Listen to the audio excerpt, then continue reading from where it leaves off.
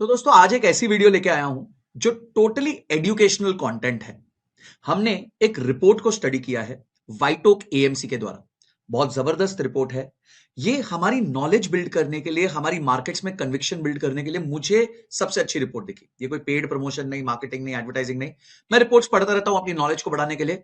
मुझे ऐसे लगा कि ये रिपोर्ट मुझे आप लोग के साथ मिलकर पढ़नी चाहिए।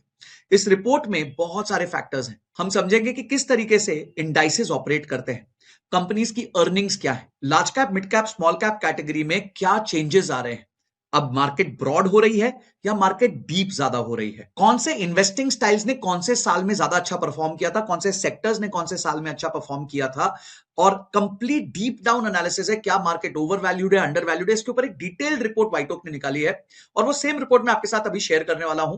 तो इस वीडियो को एक प्योर एजुकेशनल कंटेंट के नजरिए से देखिएगा।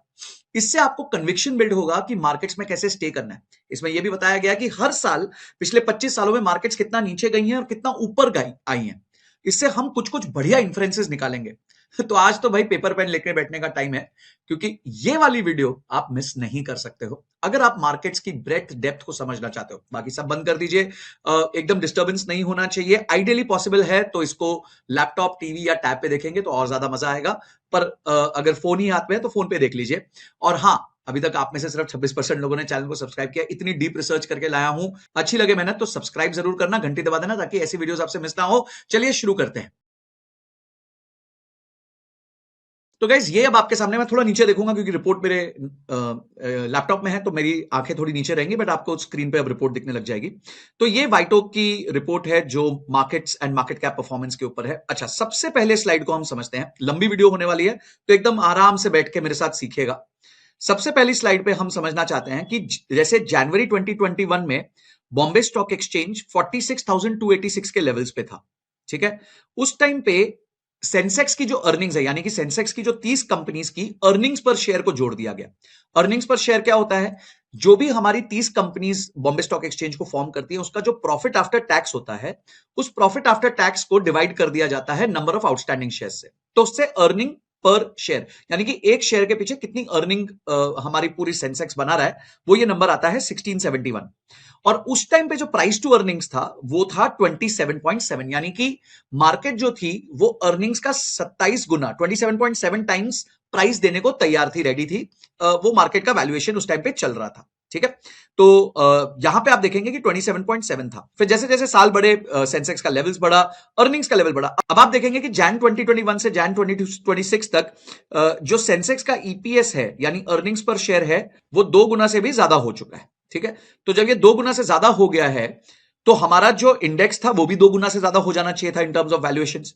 पर अगर आप वैल्यूएशन देखें तो उस टाइम पे जो सेंसेक्स 46,286 था वो अभी सिर्फ 82,000 हुआ है। डबल होता तो ये 92,000 होना चाहिए था, पर ये 82,000 है। ये एज ऑफ जनवरी 2026 है, ये आज की रिपोर्ट नहीं है, 31 जनवरी 2026 के हिसाब से रिपोर्ट। तो अगर आप वैल्यूएशन टर्म्स में देखें तो लोग आज कहते हैं कि मार्केट ओवर वैल्यूड है, ओवर वैल्यूड है। बट अगर आप प्राइस टू अर्निंग्स के फॉर्म में देखें तो अभी जो प्राइस टू अर्निंग्स 2021 में 27.7 थी, वो कम होके इस टाइम पे 23.6 हो चुकी है। तो यानी प्राइस टू अर्निंग्स कम हुई है। अगर आप देखें कि पिछले 5 साल में हमारी अर्निंग्स जो है वो 16% के आसपास ग्रो करी है और हमारा जो इंडेक्स है वो 13.5% ग्रो किया है, ठीक है। तो अर्निंग्स जो है वो इंडेक्स की ग्रोथ से ज्यादा तेजी से ग्रो की है। ये एक पॉजिटिव साइन है, ठीक है। इतना डीप में जनरली कोई एनालाइज करता नहीं है, पर आज की वीडियो लंबी करके मैं आराम से इसको एनालाइज करना चाहता हूं। पिछले 5 सालों में सेंसेक्स ने जो कमाई करी है, सेंसेक्स की जो कंपनियों ने कमाई करी है, वो ज्यादा तेजी से ग्रो करी है as compare to the Sensex itself, ठीक है। और इसलिए जो आज का प्राइस टू अर्निंग है वो 27.7 से घट के 23.6 आ चुका है। चलिए आगे चलते हैं। ओके, ये बहुत जबरदस्त चार्ट है, मार्च 1993 से चार्ट है। और अगर आप देखेंगे कि इस दौरान बॉम्बे स्टॉक एक्सचेंज में कितना ग्रोथ हुआ, कितना डिविडेंड इनकम आया, कितना टोटल ग्रोथ हुआ, तो वो आपको समझ आएगा यहां पे। तो आप देखेंगे कि बॉम्बे स्टॉक एक्सचेंज ने 1993 से लेके 2025 तक, यानी कि ऑलमोस्ट 32 इयर्स में 11.7% का कैगर दिया है। जो लोग कहते हैं ना 12% रिटर्न मिलते हैं, तो ये पिछले 32 साल में 12% रिटर्न बना है। और इसी दौरान इस ग्रोथ को लाने के लिए जो अर्निंग्स में ग्रोथ आई है, मतलब जो कमाई में ग्रोथ आई है, वो 12.3% की आई है। और उस दौरान जो हमारी नॉमिनल जीडीपी ग्रोथ हुई है, ठीक है, नॉमिनल जीडीपी ग्रोथ जो हुई है वो 12.4% सीएजीआर हुई है। अब आप बोलोगे संजय सर देखिए, हमने तो सुना है भारत की जीडीपी जो है वो करीबन 7-8-9%, 7-8% के आसपास ग्रो करती है, कभी कभी 6 भी करती है। तो ये 12.5% का रेट क्या है? मतलब पहले हम ज्यादा तेजी से ग्रो करते थे। देखिए ऐसा नहीं है, ये नॉमिनल जीडीपी ग्रोथ रेट है। अब आपको नॉमिनल, रियल और इन्फ्लेशन को समझना पड़ेगा। तो इस चीज के लिए ना एक फॉर्मूला याद कर लेते हैं, which is N is equal to R plus I. इसको एनआरआई याद कर लीजिए, कि नॉन रेजिडेंट इंडियन जैसे होता है, तो एनआरआई याद कर लीजिए। एन होता है नॉमिनल, ठीक है, आर होता है रियल, और आई होती है इन्फ्लेशन। अब इसको समझने के लिए समझे कि जो हमारी रियल जीडीपी ग्रोथ होती है उस पे इन्फ्लेशन जोड़ी जाती है तो हमारी नॉमिनल ग्रोथ बनती है। तो अगर आप कहते हो कि साल भर में हमने 12.5% के सीएजीआर के हिसाब से ग्रो किया है, तो इसमें से आप जो है जब इन्फ्लेशन को माइनस करोगे, तो अगर N is equal to R plus I, तो अगर मुझे रियल ग्रोथ ढूंढनी है तो R is equal to N minus I हो जाएगा। ये बचपन का अलजेब्रा का फॉर्मूला लग गया, ठीक है। आई आई अपन उस तरफ लेके गए तो माइनस में हो गया। तो यहां से जब मैं इन्फ्लेशन को माइनस करूंगा, तो मुझे आपका रियल ग्रोथ रेट आ जाएगा। अगर मैं कहता हूं इन्फ्लेशन जो है हमारी 5 से 6% के बीच में रही है, तो यहां आपको एनुअलाइज रियल ग्रोथ रेट आ जाएगी, जो करीबन 6 से 7% के बीच में होगी। तो आपकी जो रियल जीडीपी ग्रोथ है, जो आपकी अंडरस्टैंडिंग है, वो भी गलत नहीं है, और इन्होंने जो टर्म यूज किया वो भी गलत नहीं है, क्योंकि ये नॉमिनल जीडीपी की बात कर रहे हैं, और नॉमिनल जीडीपी में रियल जीडीपी प्लस इन्फ्लेशन जोड़ा जाता है, तब वो नंबर आता है।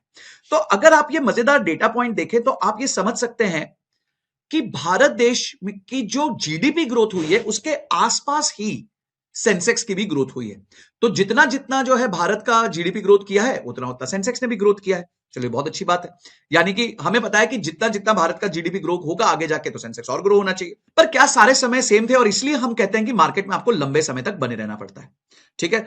सारे समय जो थे वो कभी भी सेम नहीं थे, ठीक है। सारे समय थे वो कभी भी सेम नहीं थे। आप यहां देख सकते हैं कि 1996 में मेजर चेर्नोबिल न्यूक्लियर डिजास्टर हुआ था। फिर 1990s में ईरान कुवैत कॉन्फ्लिक्ट हो गया था। हमारे प्रधानमंत्री जी राजीव गांधी जी का असैसिनेशन हुआ था। हर्षद मेहता स्कैम आया। उसके बाद बॉम्ब ब्लास्ट आया 1993 के। उसके बाद बड़े बड़े, मैं बता रहा हूं आपका, यहाँ पे पॉलिटिकल इंस्टेबिलिटी आ गई 1996 में। एशियन फाइनेंशियल क्राइसिस, बहुत बड़ी क्राइसिस थी जो 1997 में आई थी, ठीक है। फिर हमारे पे सैंक्शंस लग गए थे जब हमने न्यूक्लियर टेस्ट किए थे। डॉट कॉम बबल आया जिसमें बहुत मैसिव क्रैश आया था। केतन पारिक स्कैम निकला जो हर्षद मेहता स्कैम के बाद एक one of the biggest scam था। यूटीआई 64 क्राइसिस, जो म्यूचुअल फंड का सबसे बड़ा क्राइसिस हुआ था। अगर आप उस पर डिटेल्ड वीडियो चाहते हैं तो नीचे कमेंट में यूटीआई 64 कर दीजिए। वर्ल्ड ट्रेड सेंटर पे अटैक हुआ था 2001 में, बिजनेस का बहुत बुरा हाल हुआ। बीजेपी की डिफीट हो गई थी 2004 में इलेक्शंस में, किसी ने सोचा नहीं था, इंडिया शाइनिंग हो रहा था।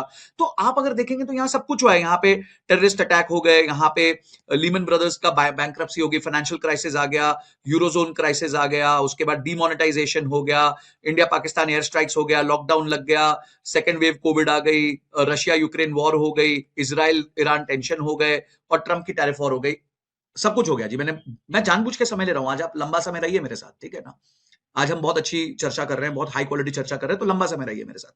पर इस दौरान, इतने सारे इवेंट्स के दौरान भी अगर आप मार्केट्स को देखें तो मार्केट्स ऊपर ही गई है। इसीलिए हमें इनसे डरना नहीं है। और इसके आगे डेटा, इतने अच्छे अच्छे डेटा पॉइंट्स दिए हैं जिससे आपका कन्विक्शन बिल्ड करूंगा कि क्यों आपको डरना नहीं चाहिए इन सब चीजों से, ठीक है। अब आगे चलते हैं। तो ये volatility has been a feature of the market, ठीक है, बट सो हैज ग्रोथ। यानी कि वॉलेटिलिटी भी फीचर रही है और ग्रोथ भी फीचर रहा है। चलिए आगे चलते हैं। ये देखो यार, ये मेरे को तो one of the best charts लगता है ये, ठीक है, बहुत प्यारा चार्ट है ये ना। 2000 से, सन 2000 से लेकर 2025-26 तक का डेटा है, पर 26 को मैं नहीं गिनूंगा क्योंकि अभी एक ही महीने का डेटा इनके पास। अब आप मजेदार बात देखना, हम देखते हैं इसमें कि 2000 से लेकर 2025, यानी कि अगर मैं दोनों सालों को भी जोड़ लूं तो 26 साल का डेटा मेरे पास आता है, ठीक है। 26 ईयर्स का मेरे पास डेटा है। तो ये जो 26 ईयर्स का डेटा है उसमें कितने साल जो है निफ्टी नेगेटिव बंद हुआ? तो यहां पे 1, यहां पे 2, यहां पे ऊपर बंद हुआ, ठीक है, जो फाइनल 5% ऊपर बंद हुआ। यहां पे 2008 में नीचे बंद हुआ, थर्ड ईयर बंद हुआ नीचे। ये फोर्थ ईयर बंद हुआ नीचे। यहां पे फिफ्थ ईयर बंद हुआ नीचे, माइनरली बंद हुआ पर नीचे हुआ, ठीक है। और उसके अलावा कभी नहीं हुआ। तो 2016 से लेकर 2025 तक एक भी साल ऐसा नहीं है जब निफ्टी ने नेगेटिव रिटर्न्स दिया हो। एक भी साल ऐसा नहीं है जब निफ्टी ने नेगेटिव रिटर्न्स दिया हो कैलेंडर ईयर में, जनवरी से लेकर दिसंबर तक। तो यानी कि कुल मिला के 26 सालों में 5 divided by 26 is negative and 21 divided by 26 is positive. अब लोग कहेंगे, अब मुझे बताइए यार कि क्या रिस्की ज्यादा है, इन्वेस्ट करना रिस्की ज्यादा है, इन्वेस्ट ना करना रिस्की ज्यादा है? तो नीचे कमेंट सेक्शन में मेरे को बताना कि क्या ज्यादा रिस्की लगता है आपको। आप 26 साल में 5 साल नेगेटिव रहे और 21 साल पॉजिटिव रहे, उसके बाद भी डर लगता है। ठीक है, अब मजेदार बात देखते हैं कि इन सारे सालों में कोई एक ऐसा साल बता दो जिसमें मार्केट्स नीचे जाके ऊपर ना गई हो। वाह, क्या सवाल पूछा है। अगर मैं यहां पे देखूं सन 2000 में, तो मार्केट 35%, निफ्टी 35% नीचे गया पर 20% नीचे बंद हुआ, यानी कि 35% नीचे जाने के बाद ये वापस रिकवर भी हुआ और 20% के लेवल पे आके क्लोज हो गया। ये 15% गया 2001 में नीचे, सॉरी 39% नीचे गया, पर क्लोज कहां हुआ, 15% पे क्लोज हुआ, यानी कि फिर से रिकवरी मार ली। थर्ड ईयर में 2002 में 21% नीचे गया, और 21% नीचे जाने के बाद, मतलब 100 था, ठीक है, 100 था, 79 हो गया, 79 से 105 पे बंद हुआ। तो यानी कि अगर किसी ने 79 में पैसा डाला होता तो 105 डिवाइड बाय 79 उसका प्रॉफिट होता। मैं बताऊं कितने परसेंट होता, चलो एक एग्जांपल ले लेते हैं यहां पे। तो कैलकुलेटर खोलता हूं मैं, ओके, एक कैलकुलेटर खोलते हैं और यहां पे आपके सामने मैं ये लेके आता हूं। ठीक है, तो हमने क्या कहा, कितना हो गया, 105 डिवाइड बाय 79, क्योंकि 79 पे इन्वेस्ट किया और 105 पे उसने सेल किया। ठीक है, एक असम्पशन ले रहा हूं, बेस्ट केस असम्पशन है, ऑब्वियसली मैं भी जानता हूं हाइपोथेटिकल असम्पशन भी हो सकती है, बट 105 डिवाइड बाय 79 करेंगे तो गाइज आपको जो रिटर्न आता है वो आता है 32.9%। 32.9%, यानी कि एक ही साल के अंदर मार्केट से गिरी, मतलब सिर्फ 5% जो मार्केट चढ़ी है उससे 32.9% रिटर्न निकाला जाता अगर कोई माइनस में खरीद लेता। उसके अगले साल देखें, अगर आपने 100 रुपए से, 100 के इंडेक्स से स्टार्ट किया तो वो गया 86 पे, 84 पे, सॉरी 16 रुपए नीचे गिर गया, और वो ऊपर कितना बंद हुआ, 177 पे। तो यानी अगर किसी ने 84 पे पैसा डाला होता तो उसने पैसे को डबल से ज्यादा कर दिया होता। हर साल, बहुत ध्यान से सुनना, ये एनालिसिस बहुत जरूरी है लाइफ में, हर साल जब भी मार्केट ऊपर बंद हुई है वो नीचे जरूर गई है, ऊपर बंद हुई है नीचे जरूर गई है, ऊपर बंद हुई है नीचे जरूर गई है, ऊपर बंद हुई है नीचे जरूर गई है, ऊपर बंद हुई है नीचे जरूर गई है। अगर नीचे भी बंद हुई है तो उससे ज्यादा नीचे होके आई है। मार्केट कभी भी अपने बॉटम पे क्लोज नहीं करती है। एक कोई साल बता दो जब मार्केट ने अपने बॉटम पे क्लोज किया। Market never closes at its bottom, ये बहुत इंपॉर्टेंट स्टेटमेंट है, एंड दैट इज वाई अगर आप सिप ऑन डिप करते रहते हो, और मैं नहीं कहता कि आपने यहां पे समझे 100 में 70 पे इन्वेस्ट किया, मैं कहता हूं आपने 85 पे इन्वेस्ट किया, एवरेज पे इन्वेस्ट किया, फिर भी जो आप पैसा बनाओगे सोच नहीं सकते। और ये माइंडसेट है ना, यही माइंडसेट आपको एक्स्ट्रा रिटर्न्स कमा के देता है। मैं ये वाला स्टॉक पकड़ लूं, ये वाला सेक्टर पकड़ लूं, अभी बताता हूं मैं सेक्टर जो पकड़ना पसंद करते हैं ना, कितना बुरा हाल होगा उनका, अभी दिखाऊंगा मैं, डोंट वरी, बहुत डीप एनालिसिस है, लंबी वीडियो, हाई क्वालिटी वीडियो चल रही है। ठीक है, तो गाइस 5 आउट ऑफ 26 टाइम्स आप नेगेटिव रहोगे एंड 21 आउट ऑफ 26 टाइम्स आप पॉजिटिव रहोगे। अब इन्वेस्ट करना चाहिए कि नहीं मुझे कमेंट सेक्शन में जरूर बता देना। तो ये है निफ्टी 50 का। अब आगे चलते हैं, निफ्टी मिड कैप 100 देख लेते हैं, इस इंडेक्स का भी देखा है, और ब्रॉडली यहां भी आप देख सकते हो कि यहां भी मेजरली जो है थोड़ा ज्यादा नेगेटिव हुआ है, शायद 5 बार की जगह 6 बार नेगेटिव हो गया होगा। देखें, 1 बार नेगेटिव, 2 बार नेगेटिव, 3 बार नेगेटिव, 4 बार नेगेटिव, 5 बार नेगेटिव, और 5 ही बार नेगेटिव, ये भी 5 बार नेगेटिव हुआ है, बट ये 2004 से, ठीक है, तो 2004 से यानी 21-22 साल का है। तो इन दैट केस आपका थोड़ा ज्यादा नेगेटिव हुआ है, बट स्टिल अगर आप देखो कि नेगेटिव से रिकवरी कितनी हुई है, amazing, just amazing, just amazing. ठीक है, सिमिलरली हम स्मॉल कैप देखेंगे तो स्मॉल कैप में भी आपको सेम कहानी दिखेगी। तो गाइस डर किस बात का है भाई, डर किस बात का है, क्या ये सेम चीज रिपीट नहीं होने वाली क्या? अब आप देखें स्मॉल कैप में थोड़ा ज्यादा बार नेगेटिव हो गया, 1 बार हो गया, 2 बार हो गया, 3 बार हो गया, 4 बार हो गया, 5, 6, 7 बार हो गया, ठीक है, पर 17-18 बार तो पॉजिटिव रहे ना। ऐसा तो है नहीं कि 17-18 बार नेगेटिव है और 7-8 बार ही पॉजिटिव है, ऐसा तो हुआ नहीं है। तो भाई जब डिप आए तब समझदार इन्वेस्टर खरीदता है, यही मैं समझाना चाहता हूं। ठीक है, और डेटा के साथ समझाया जा रहा हूं। आगे चलते हैं, लेट्स गो फॉरवर्ड। ओके, पिछले एक साल का अगर हम देखें तो अगर आपने 100 रुपए लगाए होते जनवरी 2025 में, तो माइक्रो कैप में जो लोग कोशिश करते हैं ना पेनी स्टॉक ढूंढूंगा, आपके 100 रुपए के 94 हो चुके होते, 6 रुपए का लॉस हो गया होता। स्मॉल कैप में 100 का 100 रह जाता, लार्ज कैप में 109 हो जाता, और मिड कैप में भी 109 हो जाता। यानी पिछले साल जो फ्लेवर था हम सब जानते हैं, लार्ज कैप और मिड कैप का ज्यादा था, स्मॉल कैप का थोड़ा सा टाइम ठंडा रहा है पिछले साल।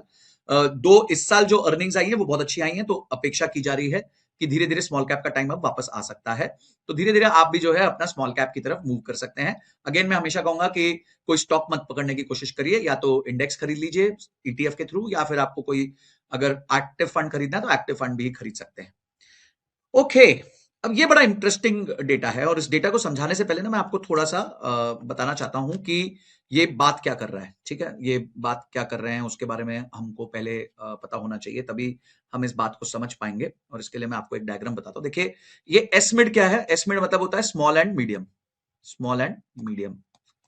ठीक है, ये एस मिड हो गया, स्मॉल एंड मीडियम। अब आप समझिए कि हमारे देश में ना जो कंपनीज हैं उनको अगर मैं इसे ट्राइंगल में लगा दूं, तो जो सबसे ऊपर की 100 कंपनीज है ना उनको लार्ज कैप कहा जाता है। कैपिटलाइजेशन बेस्ड जब मैं कंपनीज को डिसेंडिंग ऑर्डर में डालता हूं तो सबसे पहली 100 कंपनीज को लार्ज कैप कहा जाता है। अगली 150 कंपनीज को जो है मिड कैप कहा जाता है। अगली 150 कंपनीज को मिड कैप कहा जाता है। और कंपनी नंबर 251 से आगे जितनी कंपनीज हैं उन सबको स्मॉल कैप कहा जाता है।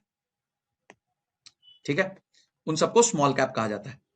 अब डेटा सुनिए क्या है। अगर ये पूरी मार्केट कैपिटलाइजेशन 100 रुपीज की है, अजम्पशन ले रहे हैं, अगर ये पूरी मार्केट कैपिटलाइजेशन सारे जितनी लिस्टेड एंटिटीज हैं उसकी जो मार्केट कैपिटलाइजेशन है वो 100 रुपीज की है, तो उसको उन्होंने दो पोर्शन में बांट दिया, एक है लार्ज और एक है स्मॉल एंड मिड। ठीक है, तीन में बांटा जा सकता है पर अभी के लिए हम एग्जाम्पल के लिए लार्ज और स्मॉल मिड कर रहे हैं।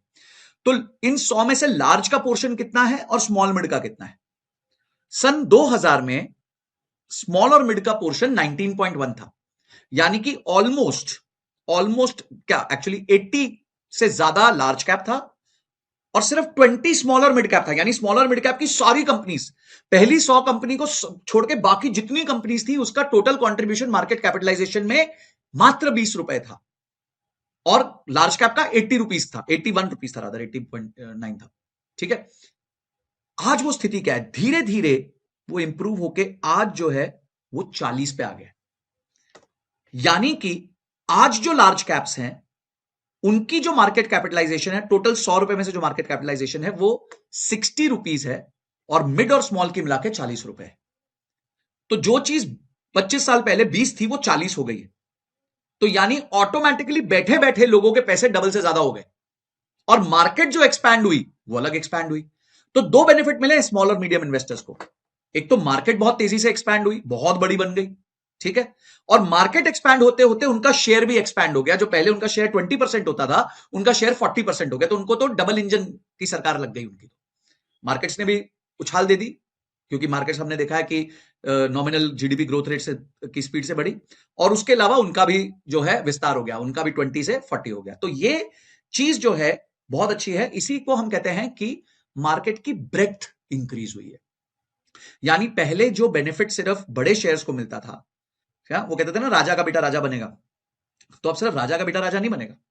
अगर एक अच्छा फाउंडर होगा, अच्छा एंटरप्रेन्योर होगा, अच्छा बिजनेस होगा तो वो स्मॉल कैप भी कल को लार्ज कैप मिड कैप सब बन सकती है। और ये यहां नंबर्स प्रूव कर रहे हैं। देखो, नंबर्स और डेटा झूठ नहीं बोलते है ना। वो कहते हैं ना बेटा झूठ बोलता है, डेटा नहीं झूठ बोलता। तो भाई बेटा तो झूठ बोलेगा बट डेटा नहीं झूठ बोलेगा। अब यहां पे देखो, इसको और डिटेल में उन्होंने समझाया है कि दिसंबर 2013 में हमने 2000 की बात की थी, पर हम अगर 2013 की बात करें तो जो 100 कंपनीज थी उनका शेयर 77% था टोटल मार्केट कैपिटलाइजेशन में, जो गिर के आज 60 के आसपास आ गया है। मिड कैप का शेयर 12.6 था जो बढ़ के 19.8 हो गया है और स्मॉल कैप का शेयर 10.4 था जो बढ़ के 19.5 हो गया। यानी ये तो मोटा मोटी डबल ही हो गया भाई। यहां तो अपने को डबल की वृद्धि मिल गई है। ठीक है, यहां तो डबल की वृद्धि मिल गई है। यहां पे भी अपने को करीबन करीबन 50% अप हो गया है। ठीक है, यहां पे भी अपने को 50% के आसपास ऊपर हो गया है। ठीक है, 12 का आधा 6 होता है, 12 प्लस 6 18 होता है। तो मोटा मोटी 50-60% का यहां ग्रोथ है। पर स्मॉल कैप में तो ऑलमोस्ट डबल की वृद्धि मिल गई है, 90% प्लस की वृद्धि मिल गई है। अब यही इसीलिए इंपॉर्टेंट है स्मॉल कैप और मिड कैप में इन्वेस्ट करते रहना। पर टाइम लगता है भाई। ये 2013 से लेकर 26 का चार्ट मतलब 13-14 साल का चार्ट हो गया ये। तो 13-14 साल आपको बने रहना पड़ेगा। आप ये सोचो कि मैं ओहो पिछले साल तो एक कोई म्यूचुअल फंड ने 36% साल का रिटर्न दिया था तो मैं काम करता हूं, मैं एक साल के लिए निवेश करना चाहता हूं, मैं ना इसमें डाल देता हूं स्मॉल कैप में, तो भाई बहुत बुरा हाल होगा आपका, बहुत बहुत बुरी तरह पटाखा बजेगा आपका। ठीक है, चीजों को समझने की कोशिश करो। इकोनॉमी का विस्तार हो रहा है, स्मॉल कंपनीज मिड कंपनीज का विस्तार हो रहा है, साइज में भी वो बढ़ रही हैं और ग्रोथ भी ले रही हैं। दोनों चीजें हो रही हैं, साइज में भी बढ़ रही है, ग्रोथ भी ले रही है। आगे चलते हैं, बहुत लंबा है आज का सफर। हाँ, तो वीडियो को जो है लाइक और सब्सक्राइब चैनल को जरूर करते रहिए। वीडियो पसंद आ रही है तो लाइक जरूर करना, ठीक है ना, क्योंकि आज का ना थोड़ा सफर आपके साथ आज लंबा होने वाला है। अब आते हैं वैल्यूएशंस पे। वैल्यूएशंस का ऑब्वियसली जो एक मेजर KPI होता है जिसे हम की परफॉर्मेंस इंडिकेटर कहते हैं वो होता है प्राइस टू अर्निंग्स। तो प्राइस टू अर्निंग्स बताता है कि कितनी अर्निंग्स के लिए मार्केट कितना प्राइस देने को तैयार है। ठीक है, अब अगर हम ये डेटा देखें तो पिछले बहुत सालों से अगर हम इस डेटा को देखें 2000 सन 2000 से देखें तो ये आपको दिख रहा है कि यहां पे जो एवरेज प्राइस टू अर्निंग्स है वो 18.4 की आती है।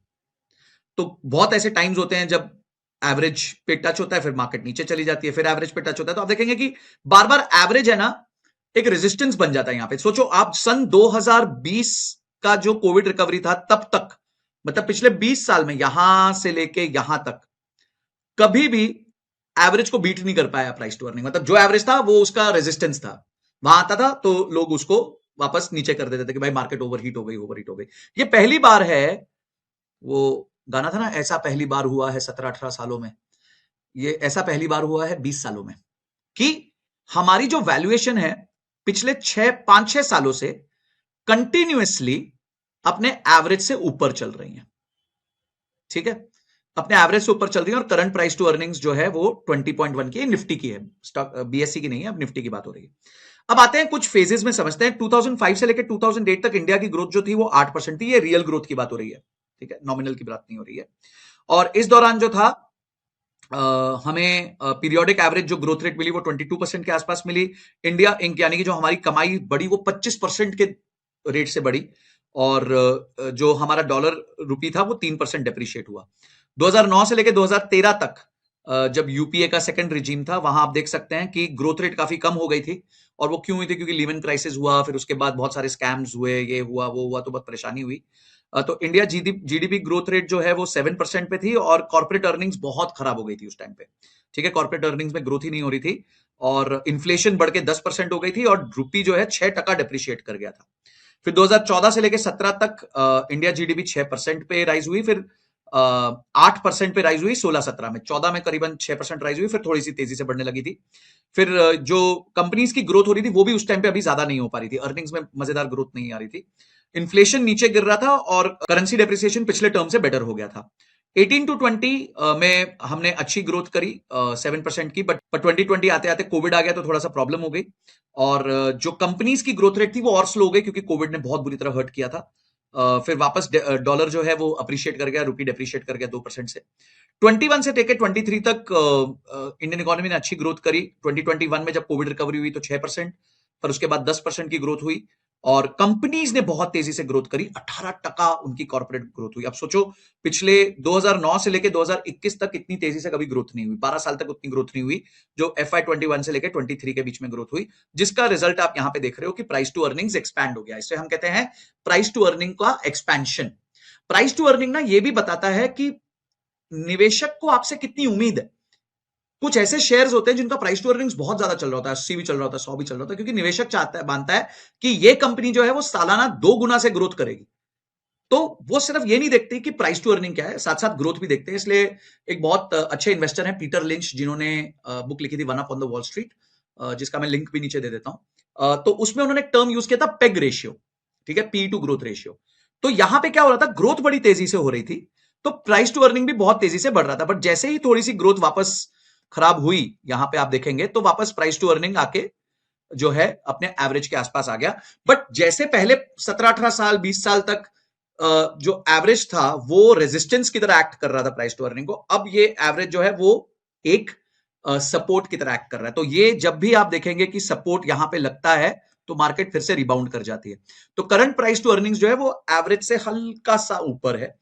तो अगर मैं कहूं कि ये एवरेज पे अपने आ जाता है 18.4 पे, तो गिरने का जो इसका चांस रह गया है निफ्टी का, अगर मैं कहता हूं कि एवरेज तक भी आता है तो गिरने का जो चांस है निफ्टी का आज के लेवल से वो 7-8% से ऊपर नहीं है। और इसी को रिस्क रिवॉर्ड कहते हैं कि जब आप निवेश में ये देखते हो कि गिरने का चांस कितना है वर्सेस चढ़ने की पॉसिबिलिटी कितनी है।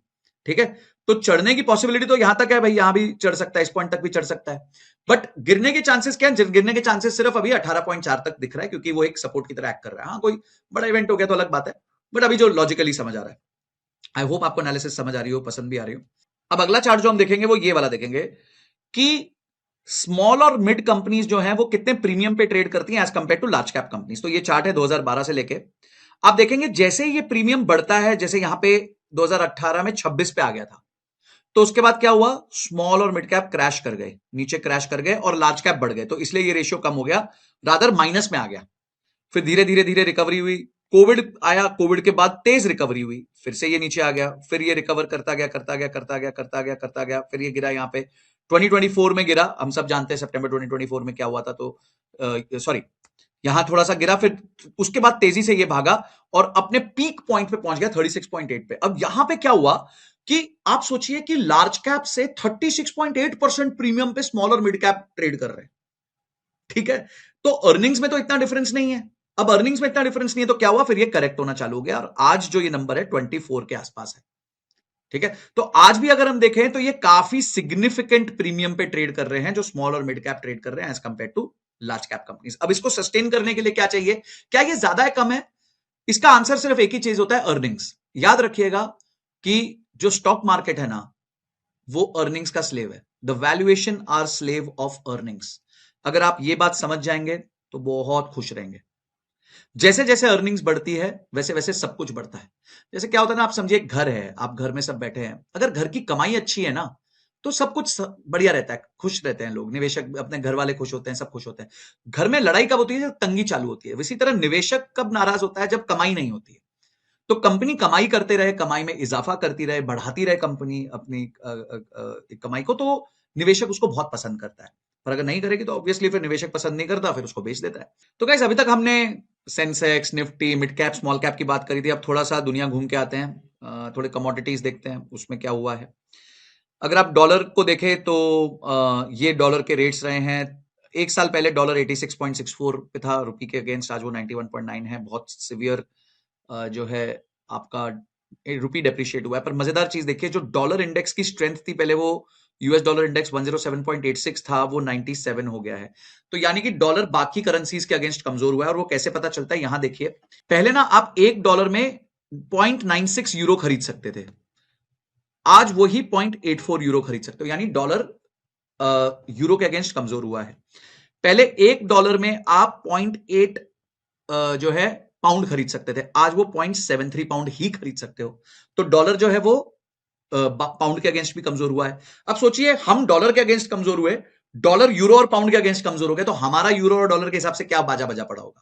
तो अपेरेंटली 2025 में रुपी का जो total depreciation as against euro, वो करीबन 14 से 15% का।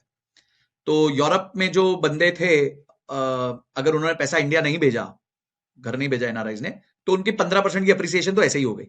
बाकी करेंसीज के हिसाब से भी है, but we will focus only on these 3 major currencies. अगर हम गोल्ड का रेट देखें तो ऑब्वियसली गोल्ड पिछले साल बहुत अच्छा गया, बट इस साल थोड़ा सा लैकलस्टर चल रहा है। दो, जितना सिल्वर गिरा है उतना नहीं गिरा ऑब्वियसली। जो एक साल पहले रेट था गोल्ड का वो था 81,800, आज ये करीबन 164 चल रहा था। क्रूड $77 था, जो $71 पे आ गया है, काफी सॉफ्ट हुआ है, 10% सॉफ्ट हुआ है। 3 महीने पहले तो और भी सॉफ्ट हो गया था, 65 हो गया था, फिर वो वेनेजुएला वाला कांड हो गया। सिल्वर जो 93,000 था, वो एक साल में 33,33,000 हो गया, अब थोड़ा और गिर गया है। एल्यूमिनियम जो है वो 252 था, 321 हो गया। कॉपर में काफी तेज इजाफा है, 50% का इजाफा है। सिमिलरली जिंक में है, यानी कि तो गाइस मेटल्स में हमने रैली देखी है, gold, silver, aluminium, copper, zinc सब में देख लिया। बस क्रूड है जो काफी अभी शॉक लगा है उसको पिछले एक साल के हिसाब से, क्योंकि जो वर्ल्ड है ना, अब वो ऑयल से शिफ्ट होके मेटल की तरफ जा रहा है, तो उस वजह से जो है क्रूड की इज्जत थोड़ी कम हो रही है। और आई थिंक ईवीज जो हैं वो टेक ओवर कर रही हैं काफी जगहों पे। और चाइना में अगर आप देखें तो अब मेजर शिफ्ट जो है वो ईवीज की तरफ आ गया है। यूरोप में अगर आप देखें तो 45 to 50% व्हीकल्स अब ईवीज हो चुके हैं। तो ये भी एक मैसिव शिफ्ट है, जिस वजह से क्रूड ऑयल की डिमांड जो है धीरे धीरे कम होगी। काफी लोग ना मुझसे पूछते हैं, सर सेक्टोरल इन्वेस्टमेंट करनी चाहिए कि नहीं करनी चाहिए। चलो आज उसका ना थोड़ा सा जवाब देने की धीरे धीरे आपको कोशिश करते हैं। और अगर नहीं करनी चाहिए तो मैं मार्केट से ज्यादा रिटर्न्स कैसे निकाल सकता हूं। तो पहला हमने तरीका बता दिया कि भाई, हमने आपको प्रूव करके बता दिया, हर साल मार्केट गिरेगी और हर साल मार्केट चढ़ेगी, तो जब गिर रही है तो खरीदो, तो क्योंकि जब वो चढ़ जाएगी तो आपको बेनिफिट दे जाएगी, ठीक है। कभी एक साल में नहीं देगी तो 2 साल में दे देगी, 2 साल में नहीं देगी तो 3 साल में दे देगी, बट दे देगी बेनिफिट आपको। अब आप देखिए कि अगर आपने सेक्टर पकड़े होते वर्सेस अगर आप ब्रॉड बेस्ड मार्केट्स में होते, तो ये देखिए, फ्रॉम 52 वीक हाई निफ्टी जो है वो ज्यादा से ज्यादा 3.8% करेक्ट हुआ, ठीक है, सिर्फ 3.8% करेक्ट हुआ है। निफ्टी 50 जो है, निफ्टी 100 3.7, निफ्टी मिड कैप 154.9, सिर्फ स्मॉल कैप जो है वो 12% के आसपास करेक्ट हुआ है। माइक्रो कैप 13-14% के आसपास करेक्ट हुआ है। तो स्मॉल और माइक्रो ज्यादा करेक्ट हुए। बाकी अगर कोई भी आप बाकी इंडेक्स देखोगे तो 3 से लेके 4 से लेके 5% के बीच में गिरा है। बट मैं ये मानता हूं कि फॉर एग्जाम्पल आपने कहा कि भाई मैंने ना क्या किया, मैं सेक्टर करता हूं, मैं रियलिटी करता हूं, तो रियलिटी 25% गिर गया भाई, 25% गिर गया। अब आप कैसे मैनेज करोगे रियलिटी को? कैसे, क्या समझोगे कि रियलिटी करूं नहीं करूं, लूं नहीं लूं? अच्छा, आप एफएमसीजी कर रहे थे वो 11% गिर गया, डिफेंस ले रहे थे वो 10% गिर गया, अब आप फंस जाओगे। मैं आपको बताता हूं, लोग सेक्टर थीम्स कब सिलेक्ट करते हैं? लोग सेक्टर थीम्स तब सिलेक्ट करते हैं जब वो सेक्टर ऑलरेडी परफॉर्म कर चुका होता है। आप कैसे म्यूचुअल फंड लेते हो? पिछले साल के परफॉर्मेंस के बेसिस पे। अब डिफेंस ने पिछले साल में 30% रिटर्न दे दिया, तो आपने बोला अरे वाह यार, डिफेंस ने तो 30% रिटर्न दिया, तो एक काम करते हैं डिफेंस पे पैसा डालते हैं। अगले साल डिफेंस यहां पे गिर गया जी 10%, अब आप रख ही नहीं पाओगे। And that is why a retail investor like you and me, we should not focus on sectoral rotation. और मैं आपको एक बहुत डीप सलाह देना चाहता हूं इधर कि आप प्लीज ये ट्रैप्स में मत फंसिए कि हम सेक्टर बेस्ड थीम फंड्स ले लेंगे। आप जब भी अपना पोर्टफोलियो बना रहे हैं, चाहे खुद बना रहे हैं, डिस्ट्रीब्यूटर के थ्रू बना रहे हैं, आरआईए के थ्रू बना रहे हैं, जिसके थ्रू भी बनवा रहे हैं, प्लीज सेक्टोरल फंड्स मत लीजिए, क्योंकि उनकी कॉस्ट बहुत ज्यादा होती है और उसमें टिकना बहुत मुश्किल होता है, क्योंकि आप तब खरीदोगे जब वो परफॉर्म कर चुका है और उसकी शायद वो सीजन खत्म हो गया है, अगला सीजन आने में 3-4 साल लगेंगे, उतना पेशेंस होगा नहीं। फिर आपका एजेंट बोलेगा या आप खुद बोलोगे अरे यार मेरे को लगता है ये फंड अच्छा नहीं परफॉर्म करो, चलो आगे बढ़ते हैं, दूसरा फंड लेते हैं। And that mindset will never allow you to become rich. तो भाई ये वाला काम नहीं करना हमारे को, कोई भी सेक्टर में आंख बंद करके पैसा नहीं डालना है। देखिए, लोग सोचते हैं, हम लालच करते हैं यार कि हम सेक्टर करेंगे तो बेटर कर लेंगे। अब यहां देखिए कि यहां पे आप देखिए ऑलरेडी आपको निफ्टी 50 में 24% रिटर्न बन रहा है, यहां स्मॉल कैप में 33% रिटर्न बन रहा है, तो आपको इससे ज्यादा लालच क्या करना है? आप इंडिया डिफेंस में ही इन्वेस्ट करोगे और तभी करोगे जब वो डाउन होगा, ये तो होने नहीं वाला। तो अगर आपको इतने रिटर्न्स भी जनरेट करने हैं तो it is better to play the entire index. I think that is the best way to stick in the market. और एक और बहुत अच्छा तरीका बताने वाला हूं, इसलिए बस वापस अपने पॉइंट को रीएम्फसाइज कर रहा हूं कि जो भी थीमेटिक्स हैं उस पर मत प्ले कीजिए, बिकॉज थीमेटिक्स को खेलना हमारा काम नहीं है, हमें आता नहीं है, ना ही हम एक्टिव इन्वेस्टर हैं। अब ये देखिए, ये आ गए सारे थीम्स आपके। ओके, अब यहां आपको मजा आएगा देखने में। फॉर एग्जाम्पल ये सारे थीम्स आए आपको। अब हम देखते हैं, कोई भी थीम को देखते हैं जो पॉजिटिव थी फिर नेगेटिव हुई। अब ये देखिए, हम थीम देखते हैं यहाँ पे। ओके, अब हम थीम देखते हैं यहाँ पे, लेट्स से कुछ 5-6 साल की थीम्स देख लेते हैं पुरानी। अब फॉर एग्जांपल आपने बोला आईटी थीम बहुत अच्छी चल रही है जी, आपने 2022 में देखा आईटी की थीम तो बहुत अच्छी चल रही है, तो आपने 2023 में इन्वेस्ट किया, चलो 2023 भी अच्छा निकला। अब 2024 भी खराब निकल गया, 2025 भी खराब निकल गया, 2026 में भी हम देख रहे हैं आईटी का क्या पटाखा बजा हुआ है, तो आप फंस गए। और ये सबके साथ हुआ है क्योंकि बहुत सारे डिजिटल फंड्स, टेक्नोलॉजी फंड्स निकले थे जिसमें पैसा डाला था लोगों ने। आपने डाला तो मुझे उस फंड का नाम नीचे बता देना और क्या हालत है वो भी बता देना मुझे। तो यहां सेक्टोरल आपने रोटेशन करने की कोशिश की, आप फंस गए। तो अगर आप देखेंगे यहां पे ग्रीन मतलब होता है जो टॉपर है और रेड मतलब होता है जिसने बॉटम में परफॉर्म किया है। तो जो कभी ग्रीन था वो कभी रेड हो जाता है, वो रेड होता है वो ग्रीन हो जाता है। बहुत कंसिस्टेंटली कोई ग्रीन ही रहे, ये बहुत रेयर केस में होता है, और आप वो ग्रीन को आइडेंटिफाई करके उसमें स्टिक कर सको, ये भी बहुत रेयर केस में होता है। तो इसीलिए फिर से बोलूंगा कि सेक्टोरल वाला काम हम नहीं करेंगे। बात समझ आ गई तो मुझे कमेंट सेक्शन में जरूर बता देना। पर तो फिर संजय सर करेंगे क्या? आइए क्या करेंगे, अब आपको वो दिखाते हैं। ठीक है, और इसको हम कहते हैं स्टाइल बेस्ड इन्वेस्टिंग। इसको हम कहते हैं स्टाइल बेस्ड इन्वेस्टिंग। ये मैं हमारे म्यूचुअल फंड क्लब में सिखाता भी हूं। आप अगर उसका मास्टर क्लास भी अटेंड करना चाहते हैं तो मैं लिंक डिस्क्रिप्शन में दे देता हूं, जाइए फॉर्म भर दीजिए। एंड में एक व्हाट्सएप ग्रुप है, उसे ज्वाइन कर लेना। उधर हम बहुत डीप में डिस्कस करते हैं फाइनेंशियल इंडिपेंडेंस के बारे में, कैसे रिटर्न्स को बेटर किया जाता है, लॉन्ग टर्म में कैसे इन्वेस्ट किया जाता है, कैसे स्टिक किया जाता है, ये सारी बातें करते हैं वहां पे। तो लिंक नीचे डिस्क्रिप्शन में, जाइए भर दीजिए और एंड में व्हाट्सएप ग्रुप ज्वाइन कर लीजिए। अब देखिए, आजकल ना इन्वेस्टिंग स्टाइल्स आ गए हैं। जैसे हर इन्वेस्टर का एक स्टाइल होता है। हम क्या कहते हैं, वॉरेन बफेट एक वैल्यू इन्वेस्टर है, ठीक है। कोई इन्वेस्टर होता है वो मोमेंटम इन्वेस्टर होता है। तो 5 बड़े स्टाइल्स होते हैं। मोमेंटम होता है, लो वॉलेटिलिटी होता है, क्वालिटी होता है, वैल्यू होता है, अल्फा होता है। तो अब आप देखेंगे कि अगर आप स्टाइल बेस्ड इन्वेस्टिंग करेंगे तो हर साल कोई ना कोई स्टाइल जीत रहा होता है। और अगर उस पर सबसे ज्यादा बार स्टाइल कोई जीता है तो वैल्यू जीतता है, बिकॉज ऑब्वियसली वैल्यू का मतलब होता है अच्छी कंपनीज को सस्ते में अक्वायर करना। इसलिए वॉरेन बफेट ने इतने लंबे समय तक आपको इतना अच्छा रिटर्न्स दिया है, 19.9% का रिटर्न सीएजीआर बेसिस पे दिया है, क्योंकि वो वैल्यू इन्वेस्टर है। मोमेंटम में क्या होता है, मोमेंटम में जब तेजी चल रही होती है तो बहुत तेजी चलती है, जब बैंड बजती है तो बहुत बैंड बजती है। ये देखो 2006 और 7 में तेजी चल रही थी मार्केट में तो मोमेंटम जीता, 2008 और 9 में मार्केट्स की बैंड बज गई तो मोमेंटम हार गया। ठीक है, फिर वापस आप देखोगे कि 14, 15, 16, 17 में मार्केट्स ने थोड़ा सा पिकअप किया तो मोमेंटम नंबर 2 पे आ गया। ठीक है, अल्फा भी मोमेंटम जैसे ही काम करता है एक तरीके से, तो अल्फा भी चल गया उस टाइम पे। अच्छा, जब मार्केट्स बिल्कुल साइडवेज हो जाती है तो क्वालिटी स्टॉक्स चलने लग जाते हैं, क्वालिटी थीम चलने लगती है। तो अगर आप थीम बेस्ड इन्वेस्टिंग कर लोगे ना तो आप इंडेक्स को बीट कर सकोगे। बोले सर प्रूफ करके बताओ इंडेक्स को कैसे बीट करूंगा। ये देखो आपके सामने यहाँ पे निफ्टी 500, निफ्टी 500, निफ्टी 500, ये बेस इंडेक्स है। आप मुझे बताओ, एक भी बार बताओ निफ्टी 500 टॉप पे आया क्या इतने सालों में, 2006 से लेके, ठीक है, 2006 से लेके 2026 तक एक बार भी निफ्टी 500 टॉप पे नहीं आया है। निफ्टी 500 हमेशा मैक्सिमम नंबर 2 पे पहुंचा है, वो भी एक बार। तो अगर आप सिर्फ थीम बेस्ड इन्वेस्टिंग सीख गए ना, फैक्टर फंड इन्वेस्टिंग सीख गए, कब आपको लो वॉलेटिलिटी पे होना चाहिए, तब कब आपको वैल्यू पे होना चाहिए, जब कब क्वालिटी, कब मोमेंटम, अगर आप ये भी सीख गए ना, तो भाई आप एक एवरेज इन्वेस्टर से और खासकर बेंचमार्क को तो बीट खरीदोगे। और आज इसके बहुत विकल्प हो गए हैं, डिस्कशन करेंगे क्लास में, जरूर मिलना। पर आज इसके बहुत विकल्प हो गए जिससे किया जा सकता है। अगर उसके ऊपर भी आप सेपरेट वीडियो चाहते हो मुझसे, तो मुझे कमेंट सेक्शन में बता देना कि फैक्टर इन्वेस्टिंग पे मैं एक अलग वीडियो कर दूं। चलिए आगे चलते हैं। तो ये एक तरीका है जीतने का। हमने कहा था कि हमेशा सेक्टर में सेम सेक्टर हमेशा नहीं परफॉर्म करेगा, तो आप देख सकते हैं सारे ये सेक्टर्स का चार्ट है और हर सेक्टर ने हर बार परफॉर्म नहीं किया है। ठीक है, कोई सेक्टर कुछ समय के लिए परफॉर्म करता है फिर नीचे चला जाता है। यहां पे रियलिटी 2019 में सबसे अच्छा परफॉर्म किया, पर 2018 में लूजर था। 2017 में सबसे अच्छा परफॉर्म किया, 2016 में लूजर था, 2015 में लूजर था, 2014 में लूजर था। कैसे आइडेंटिफाई करोगे यार कब चलने वाला है?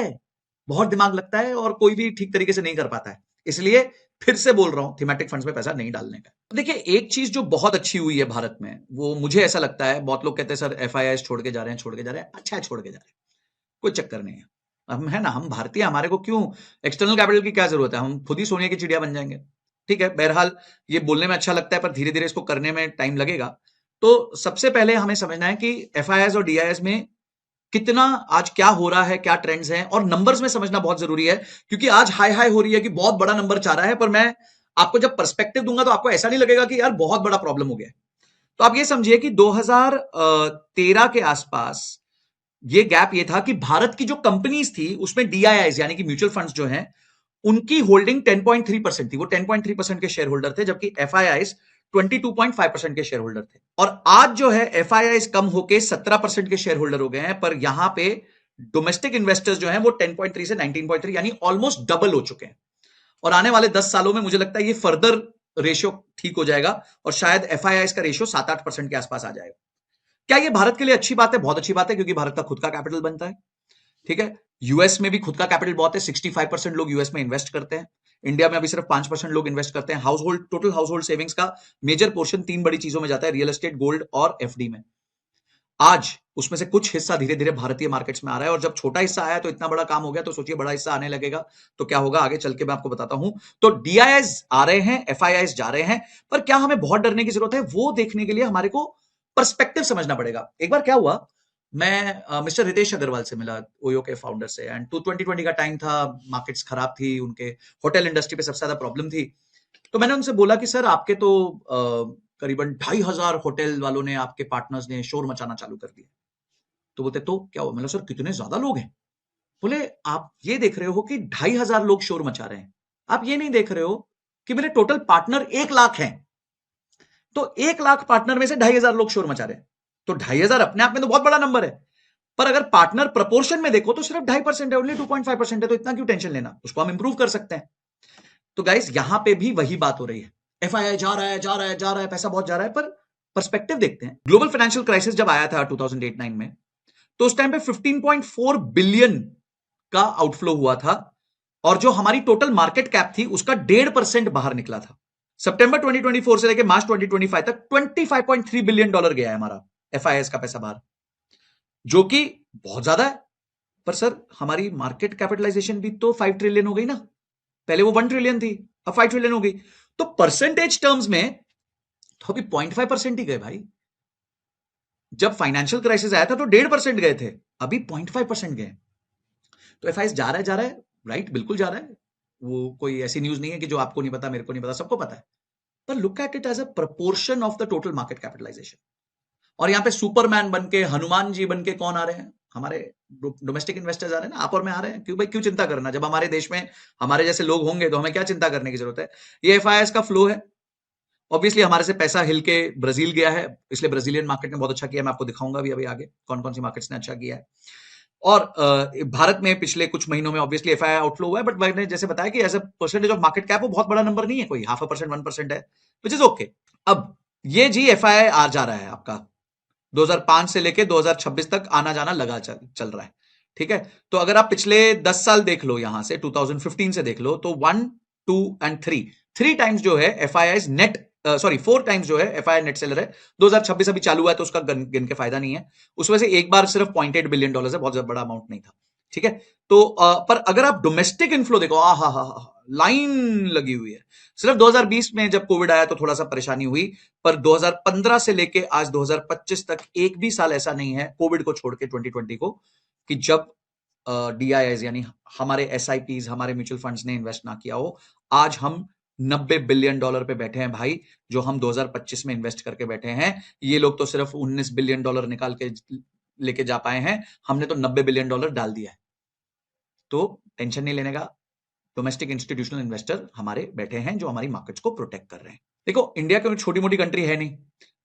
एट पीक सितंबर 2024 में जब हमारी मार्केट्स सबसे ऊपर गई थी, तो इंडिया का contribution total world market cap में, यानी कि सारी अगर दुनिया की कंपनीज को जोड़ दिया जाए, तो हमारा 4.6% था, जो अभी घट के 3.3 हो गया, क्योंकि मार्केट्स ने थोड़ा करेक्शन लिया और कुछ इंटरनेशनल मार्केट्स ने हमसे पिछले 1.5-2 साल में बेटर परफॉर्म किया, जिनके बारे में हम आगे बात करेंगे। तो ये हमारा स्तर रहा है। ओके, यही मैं आपको बताना चाहता था कि इस साल जो टॉपर्स रहे हैं पिछले एक साल में, ताइवान ने बहुत अच्छा परफॉर्म किया, Indonesia, Korea, Philippines, Mexico, Brazil, China ने बहुत अच्छा परफॉर्म किया, थाईलैंड, साउथ अफ्रीका, मलेशिया।